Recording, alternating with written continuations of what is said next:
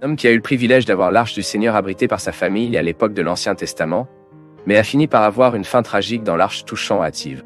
Cet homme était Uzza.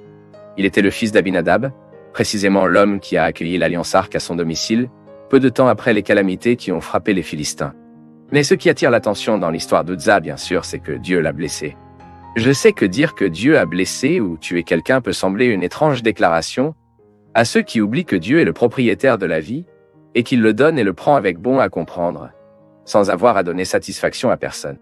Et cela ne rend pas Dieu injuste ou mauvais, tout à fait contraire. Des histoires comme celle d'Uzza sont la preuve que Dieu est pleinement et saint, comme il est aussi pleinement miséricordieux, gentil et aimant. Un attribut divin n'annule certainement pas l'autre. Malgré cela, beaucoup de gens remettent en question la gravité du jugement de Dieu contre Uzza. La punition divine était-elle disproportionnée contre lui? Était-ce simplement toucher l'arche en essayant de le tenir? Était-ce une erreur si grave? Aussi, pourquoi Uzza est-il mort en touchant l'arche si devant lui? Les Philistins faisaient aussi la même chose et que la Bible ne parle pas d'un Philistin immédiatement tué en touchant l'arche. Si vous avez des difficultés à comprendre cette histoire, regardez cette vidéo jusqu'à la fin, car vous saurez qu'Uzza était dans la Bible et comprendre pourquoi il a été puni par Dieu. Comme cela a été dit, Uzza était le fils d'un homme du nom d'Abinadab. Selon le texte biblique, Uzza avait également deux frères, appelés Éléazar et Ahio.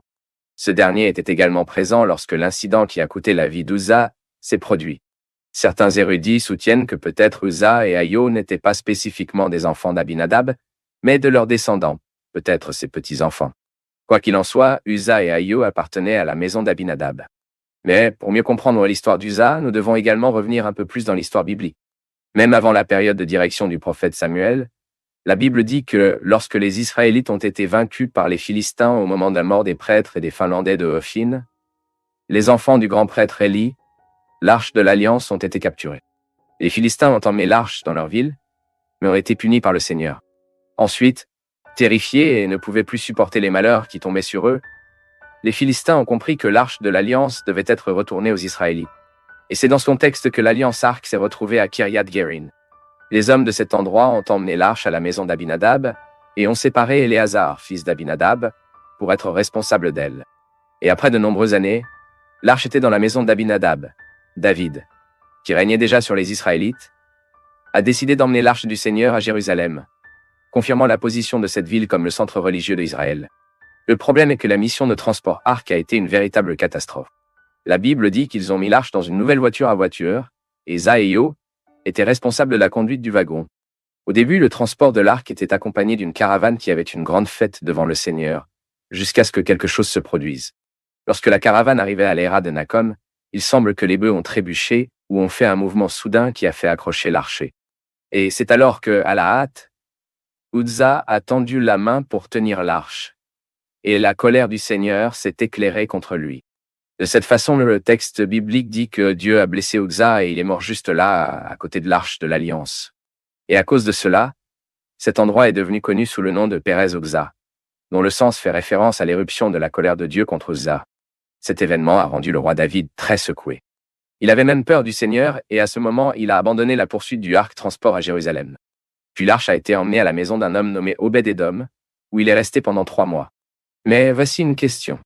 Pourquoi Uzza est-il mort en touchant l'arche de Dieu?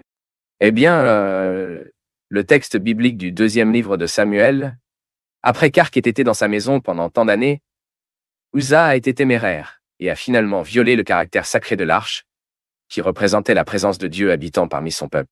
Il s'avère qu'il portait l'arche complètement de manière inappropriée à la lumière des recommandations divines. Selon le livre des Chiffres, le chapitre 4, nous savons que Dieu avait ordonné que lorsque l'arche était transportée, les Kohathites, qui étaient la famille des Lévites à partir de laquelle la lignée sacerdotale était également séparée, devaient le porter sur leurs épaules. Mais à ce moment-là, ils portaient l'arche à propos d'une voiture de bœufs, quelque chose de similaire à ce qui avait été fait par les Philistins lorsqu'ils ont capturé l'arche. C'est vrai, le peuple de l'Alliance traitait la représentation maximale de la présence de Dieu au jour de l'Ancien Testament de la même manière que les peuples païens l'ont traité. Mais à ce stade, beaucoup de gens ne comprennent pas pourquoi Uzza est décédé en touchant l'arche de l'Alliance, et cela n'est pas arrivé immédiatement aux Philistins qui, avant lui, avaient capturé l'arche. En fait, Dieu avait permis à l'arche d'être portée par les Philistins comme jugement contre Israël. De plus, le but de Dieu était une manifestation encore plus grande de sa puissance parmi les peuples étrangers. Car, pendant la période où l'arche est restée avec les Philistins, ils ont été punis de grandes calamités et de leur principale divinité. Le dieu Dagon a été humilié quand il a la tête brisée devant l'arche du Seigneur. Mais dans le cas d'Uza, c'était différent. L'arche était sous la garde de sa famille depuis de nombreuses années. Et à cause de cela, la plupart des érudits comprennent qu'il s'agissait probablement d'une famille de Lévites. Et il semble donc logique de supposer que Uza était consciente des ordonnances de Dieu sur la façon dont l'arche de l'Alliance devait être faite. Puis, quand le moment était enfin arrivé lorsque l'arche serait emmenée à Jérusalem, l'endroit qui deviendrait le centre de la cachée à Dieu en Israël, ceux qui l'ont responsable ont ignoré les ordres du Seigneur et ont essayé de transporter l'arche à leur manière. Ainsi, dans ce contexte, la punition sur Uza avait un caractère pédagogique pour montrer à tout le monde que les affaires de Dieu ne pouvaient pas être faites de toute façon. Maintenant, je veux savoir dans les commentaires si vous connaissiez déjà l'histoire de l'utilisation dans la Bible.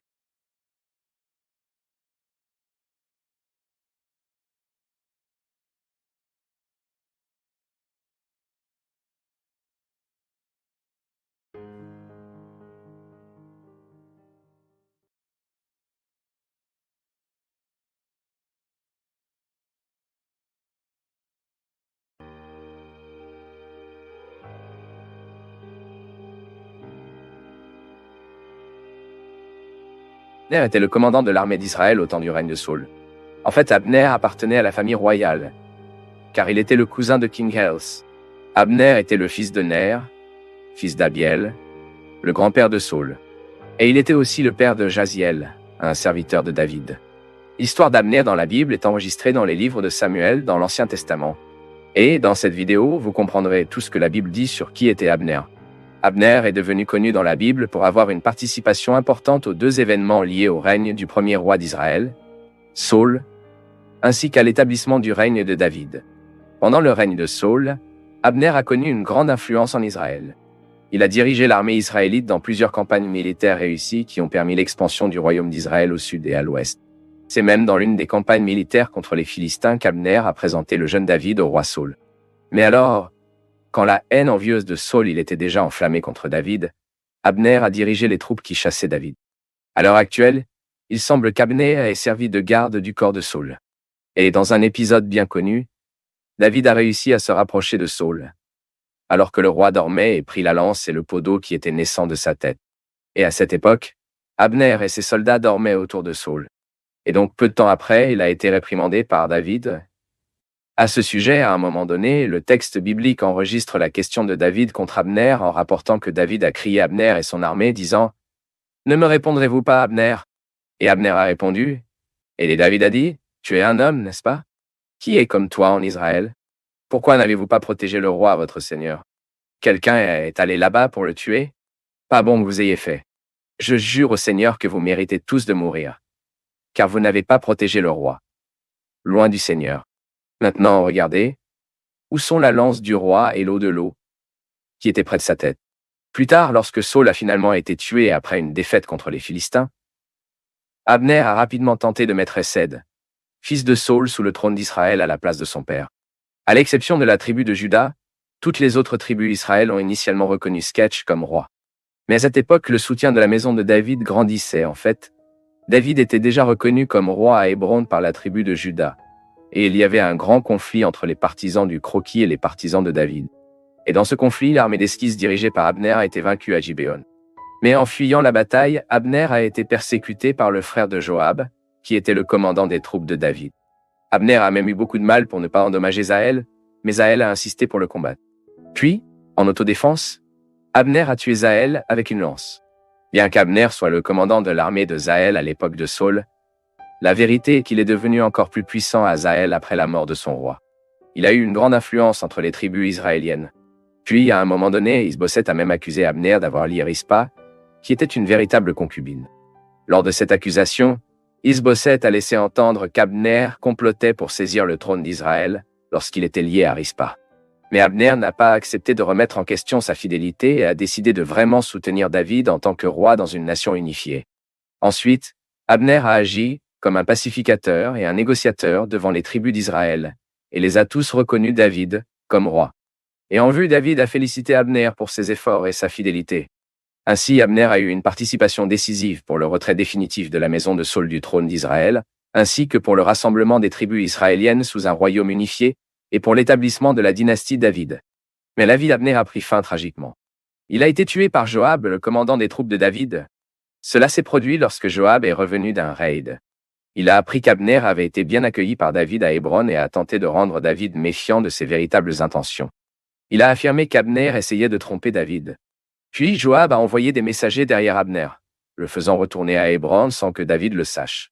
Et à son retour à Hébron, Abner a été emmené par Joab pour une conversation privée. C'était cependant un gros piège. À cette occasion, Joab l'a tué d'une manière lâche pour venger le sang de son frère Asaël. À ce stade, certains érudits croient que, outre le sentiment de vengeance, il était possible que Joab ait également été pris d'envie contre Abner, considérant qu'il pourrait peut-être prendre sa place en tant que commandant de l'armée d'Israël. Et quand David a appris la mort d'Abner, il a déploré profondément. Même le texte biblique enregistre que David a donné à Abner des funérailles royales en Israël. David a également maudit le tueur d'Abner, déclarant que le Seigneur porterait un jugement à ce crime. Et les Israélites ont également accompagné David et pleuré la perte d'Abner, car il était très cher dans la nation. Ainsi, en général, nous pouvons comprendre qu'Abner a eu une carrière positive en Israël. Il a généreusement contribué au futur temple à Jérusalem, et son bon caractère a été révélé dans la façon dont il était réticent à nuire à Asaël. De plus, le plus important de l'histoire d'Abner est qu'il a été l'un des instruments que Dieu a utilisés pour établir les bénédictions d'alliance à travers la dynastie David en Israël. Et c'est tout ce que nous pouvons parler de qui était Abner selon la Bible.